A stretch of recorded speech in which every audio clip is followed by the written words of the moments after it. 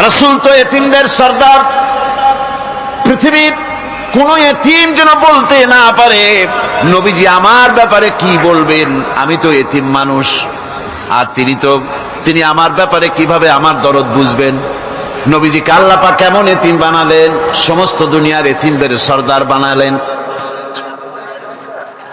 মায়ের পেটে যখন তিনি ছিলেন 6 মাসের সময় মায়ের পেটে থাকাকালীন বাপের এতিম হয়ে গেলেন। যখন প্রসব বেদনা শুরু হয়েছে মায়ের, দুনিয়ায় যখন তিনি আসবেন, হযরতে আমেনা ঘরের ভিতরে বসে তার অবস্থাটা কি? এই সন্তান পৃথিবীতে আসতে পরে যিনি সবচাইতে বেশি খুশি হবেন তিনি তো আজ দুনিয়ায় নাই। মনের ভিতরে কত কষ্ট। আল্লাহ রাব্বুল আলামিন তার হাবিবকে দুনিয়া আনলেন। রাসূলের দাদা ঘরের সামনে তাঁবুর সামনে দাঁড়ায়া তায়েফ থেকে আগত সাদিয়া গোত্রের লোকদেরকে বলতেছেন, এই ঘরের ভিতরে একটা এতিম বাচ্চা আছে, বেশি টাকা কড়ি দেওয়া যাবে না, যদি দয়া হয় নিয়ে যাও। গরিব মানুষ, এতিম মানুষ দেখে শুনে কেউ আর নিতে চায় না। সবশেষে এলেন ভাগ্যবতী মেয়ে, ভাগ্যবতী মহিলা হযরতে হালিমাতুস সাদিয়া। তিনি এসেছেন, কোনো ছেলে পেলে পায় নাই, সকলের শেষে তিনি এসেছেন। আব্দুল মুত্তালিব বলছেন, এই ঘরের মধ্যে একটা এতিম বাচ্চা আছে, দয়া হলে নিয়ে যেতে পারো। তিনি স্বামীর সঙ্গে পরামর্শ করলেন, এরপরে বললেন, যদি দেখতে অন্তত ভালো হয়, মন যদি ভালো লাগে নিয়ে যাব, একেবারে খালি হাতে ফিরে যাওয়ার চাইতে তো ভালো। হযরতে হালিমা বলেন, আমি ঘরের মধ্যে প্রবেশ করলাম, মা আমেনার কোল থেকে শিশু মুহাম্মদ সাল্লাল্লাহু আলাইহি ওয়াসাল্লামকে যখন আমি কোলে নিলাম, আমি হুজুরের চেহারার দিকে নজর করে দেখলাম, আমার কাছে মনে হলো যেন পূর্ণিমার চাঁদটা আমার কোলে ধরা দিয়েছে।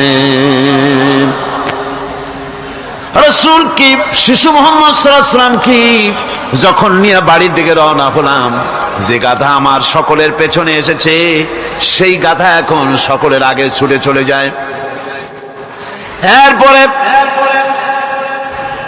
বাড়ি যখন নিয়ে গেলাম, কুয়ায় পানি বাড়লো, গাছে ফসল বাড়লো, খেজুর গাছে খেজুর বাড়তে লাগলো, জমিনে ফলন বেড়ে গেল। রাসূলের দুধ বোন সাইমা রাসূলকে নিয়ে মুহাম্মদ সাল্লাল্লাহু আলাইহি ওয়াসাল্লাম তাকে দোলনা নিয়ে দোল দিতেছে।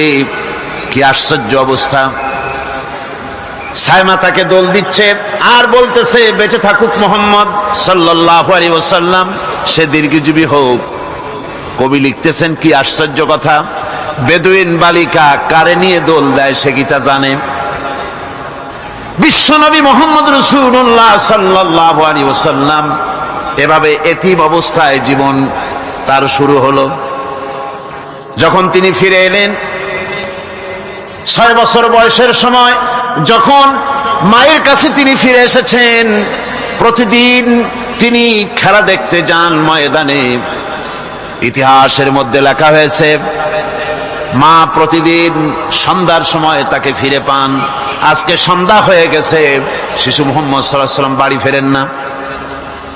কারণ কি? কেন বাড়ি ফেরে না? সন্ধ্যার দিকে তিনি চলে গিয়েছেন পাহাড়িয়া ময়দানে, যে দেখেন ধুধু করতেছে, চতুর্দিকে সন্ধ্যা হয়ে গেছে, অন্ধকার হয়ে গেছে, কোনো ছেলে পেলে নাই, কেউ নাই। পাহাড়ের পাদদেশে বসে শিশু মুহাম্মদ সাল্লাল্লাহু আলাইহি ওয়াসাল্লাম কাঁদতেছেন। মা প্রশ্ন করলেন, বাবারে, সন্ধ্যা উত্তীর্ণ হয়ে গেল, কেন একা একা বসে বসে কাঁদো? তিনি বলছেন, মাজি, আজ কদিন খেলা দেখতে আসলাম ময়দানে, প্রতিদিন দেখি যখন সন্ধ্যা হয়ে যায় মুরব্বী শ্রেণীর কিছু লোক আসে, ছেলেকে নাম ধরে ডাক দেয়, ছেলেরা দৌড়ে তার বাবার কাছে চলে যায়, আর বাবা ছেলেকে কোলে নিয়ে মুখে চুমা দিয়ে বাড়ির দিকে নিয়ে যায়। আমি আজ কদিন পর্যন্ত এই ময়দানে এলাম, কোনদিন সন্ধ্যা বেলায় তো কেউ এসে আমাকে মুহাম্মদ বলে একটা ডাক দিল না। আমার আব্বা কি নাই? আল্লাহ রাব্বুল আলামিন আলামিন বলেন, আলাম ইয়াজিদকা ইয়াতীমান ফাআওয়া, এরকম এতিম অবস্থায় পেয়ে আমি কি আপনাকে আশ্রয় দেই নাই? আপনাকে আমি পেয়েছি এতিম অবস্থায়, এরপরে আমি আপনারে আশ্রয় দিলাম। ওয়া ওয়াজাদাকা দাল্লান ফাহাদা, এরপরে আমি আপনাকে পথ হারা পেলাম, আমি আপনাকে পথের দিশা দিয়া দিলাম। ওয়া ওয়াজাদাকা আইলান ফাআগনা, এরপরে আমি আপনাকে দরিদ্র অবস্থায় পেয়েছি, তারপরে আমি আপনার দারিদ্র মুক্ত করেছি আপনাকে। সুতরাং ফাআম্মাল ইয়াতীমা ফালা তাকহার ওয়া আম্মাস সাইলা ফালা তানহার ওয়া আম্মা বিনি'মাতি রাব্বিকা ফাহাদ্দিস। সুতরাং নবী, এতিমের প্রতি নির্মম ব্যবহার করো না, এতিমের প্রতি ভালো ব্যবহার করো, নির্মমতা দেখাইও না। আর ভিক্ষুকতে ধমক দিও না, রূঢ়তা দেখিও না, আর আল্লাহর নিয়ামতের প্রশংসা করো। বহুত মানুষ আছে এতিমরে গলায় ধাক্কা দেয়। মানুষ যখন ভিক্ষা নিতে আসে, গরিব মানুষ ভিক্ষা চাইতে আসছে, ওই মেয়ে আত্মহত্যা জানো, দোয়া কুনুত জানো, বাড়ি যেয়ে কাজ করবা, এই সব আজে বাজে কথা বলে ভিক্ষা দেয় না। সাইলকে ধমক দিতে রাসূল করিম সাল্লাল্লাহু আলাইহি ওয়াসাল্লাম নিষেধ করেছেন, সাইলকে ধমক দিও না। গাড়িতে বসে যাচ্ছেন সাহেব, ট্রাফিক মোড়ে যখন সিগন্যাল জ্বলল, গাড়িগুলি দাঁড়ায় গেল, ফকির এসেছে, হাত নাই পাও নাই, বুড়া মানুষ, একটা পয়সা বার করে না। আবার এই মানুষটি ওই ফকিরকে ধমক দিয়া বার করে দিল। এরপরে এই লোকটি যখন কোনো মাজারের কাছে পৌঁছে গেল, 500 টাকার কড় করে নোটটা ফেলে দিল। বলেন টাকা দরকার কার? মরা মানুষের না জিন্দা মানুষের? কার দরকার? যার টাকা দরকার ছিল তারে দেওয়া হলো না, যার দরকার নাই তারে দেওয়া হলো। এরপরে লোকটা না খেয়ে যখন মারা গেল, পথের ফকির, রাস্তার ফকির, না খেয়ে মারা গেছে। এরপরে তার কাফনের কাপড় নাই, লোকটাকে রাস্তার উপরে শোয়া একটা ছেঁড়া কাপড় দিয়ে ঢেকে রেখেছে। বড় লোকেরা, সাহেবরা তখন গাড়ি দাঁড় করে আর 5টা টাকা 2টা টাকা করে তার লাশের উপরে মারতেছে। এটা মানবতার এর চাইতে লাঞ্ছনা, মানবতার জন্য এর চাইতে গঞ্জনা আর কিছুই হতে পারে না। মানবতার প্রতি লাঞ্ছনা, এর থেকে আর দুর্গতি কি হতে পারে? বেঁচে থাকার সময় 1টা টাকা আপনি দিলেন না, মরে যাওয়ার পর বিদায় হয়েছে বালাই, এখন দেওয়া শুরু করেছে। আমার বন্ধুগণ, এই জন্য এতিমের প্রতি দরদ করার জন্য আল্লাহ পাক কোরআনের ভিতরে পরিষ্কার বলেছেন। রাসূল করিম সাল্লাল্লাহু আলাইহি ওয়াসাল্লাম নিজে এতিম ছিলেন, আর এতিমের প্রতি তার এত দরদ ছিল, একবার তিনি ঈদের দিকে নামাজ পড়ার জন্য যাচ্ছেন। প্রতিমধ্যে দেখেন একটা বাচ্চা ছেলে কাঁদতেছে। এই রাস্তায় কত মানুষ গেল, কেউ দাঁড়ালো না, থমকে। বাচ্চার ক্রন্দন কাউকে থামাইতে পারলো না। কিন্তু বিশ্ব নবী, দয়ার নবী, রাহমাতুল লিল আলামিন বাচ্চার কান্না দেখে পাও বাড়াতে পারলেন না। নবীজি দাঁড়ায় গেলেন, জিজ্ঞেস করেন, ও বাচ্চা, ঈদের দিনে কাঁদো কেন? ঈদের দিনে তো কাঁদতে নাই। বাচ্চা বলে, তোমার কাছে বলবো না, আমি সেই সকালবেলা থেকে বসে আছি। আমি যদি মক্কার আব্দুল্লাহর পুত্র মুহাম্মদ রাসূলুল্লাহ সাল্লাল্লাহু আলাইহি সাল্লামকে পাই, মনের দুঃখ তার কাছে বলবো। বিশ্ব নবী জমিনের উপরে বসে পড়লেন, বাচ্চারে কোলের উপরে উঠায় বলেন, বাচ্চা বলো কি তোমার দুঃখ? তুমি যার জন্য বসেছো আমি তো সেই এতিম নবী, কি বলতে চাও? বাচ্চা বলতেছেন, ইয়া রাসূলুল্লাহ, আমার বাবা মারা গেছে। সেই ছোট্টবেলায় একেবারেই তখন মায়ের পেট থেকে আমি আসার পর বাপ মরে গেল। আমার মা আর একজনের সঙ্গে বিয়ে বসেছে।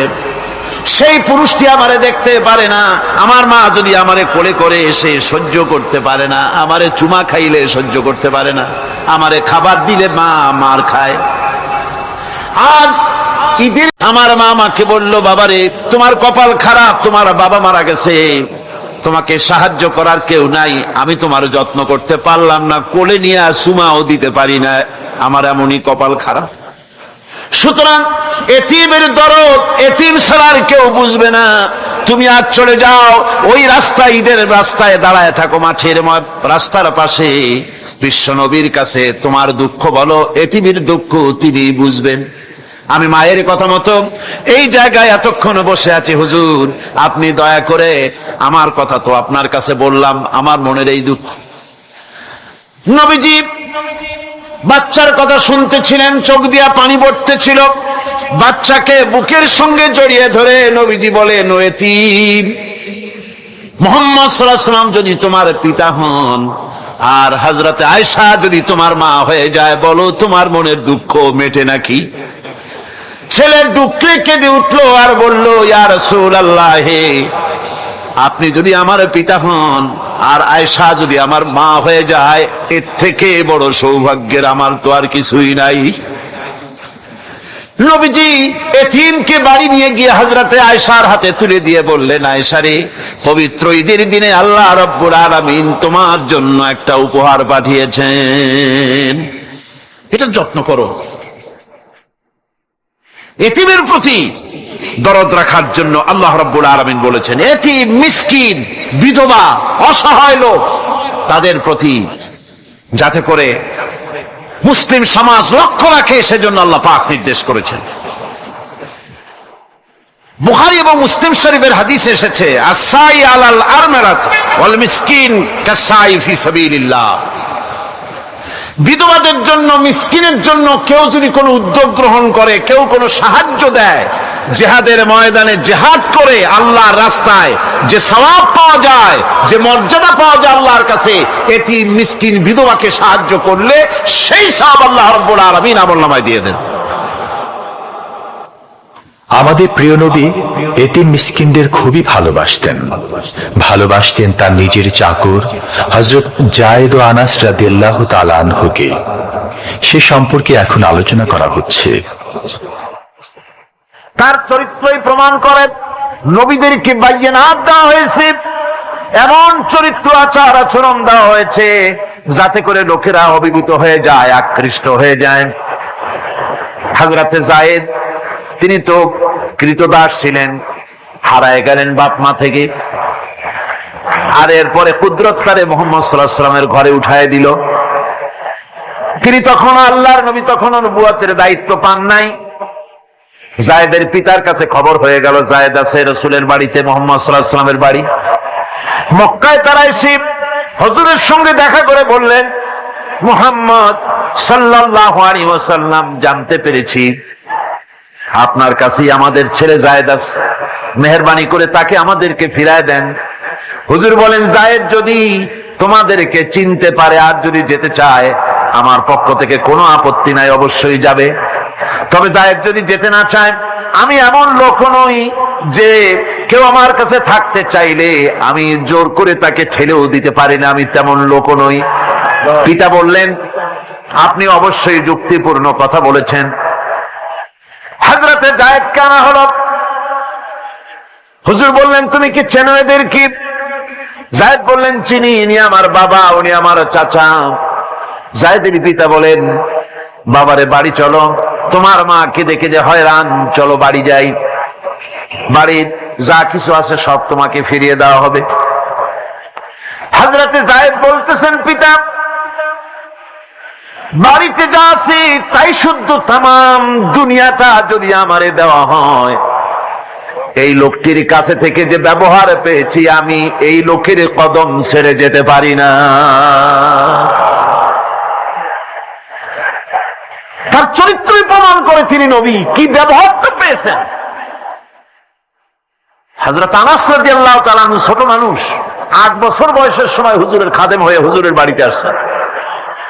আচ্ছা, 8 বছর বয়সের কিশোর ভুল তো করতেই পারে, গরম পানি চাইলে ঠান্ডা পানি এনে দেবে, স্যান্ডেল চাইলে জুতো আনবে, বিছানা বিছাইতে বললে উঠাই থবে, এটা স্বাভাবিক। কিশোর মানুষ, ছোট মানুষ। এবার শুনুন, বাইয়ানাত কারে বলে? নবীদের বাইয়ানাত আল্লাহ যে দিয়েছেন সেটা কি জিনিস? সেটা হলো উন্নত মানের চরিত্র, তার ব্যবহার ওঠা বসা যা দেখলে মানুষ বুঝতে পারে তিনি আল্লাহর নবী। হযরতে আনাসের মুখে শুনুন, হযরতে আনাস রাদিয়াল্লাহু তাআলা আনহু বলেন, একাধিক ক্রমে টানা 10টি বছর রাসূলের খেদমতের ভিতরে নিয়োজিত ছিলাম। 10টি বছরের ভিতরে একটা দিনের জন্য নবীজি আমাকে ধমক দিয়ে কথা বলেন নাই। এটা ধমক দিলেন না আমারে, এটা করছো কেন, এটা করো নাই কেন? সুবহানাল্লাহ বিহামদিহি।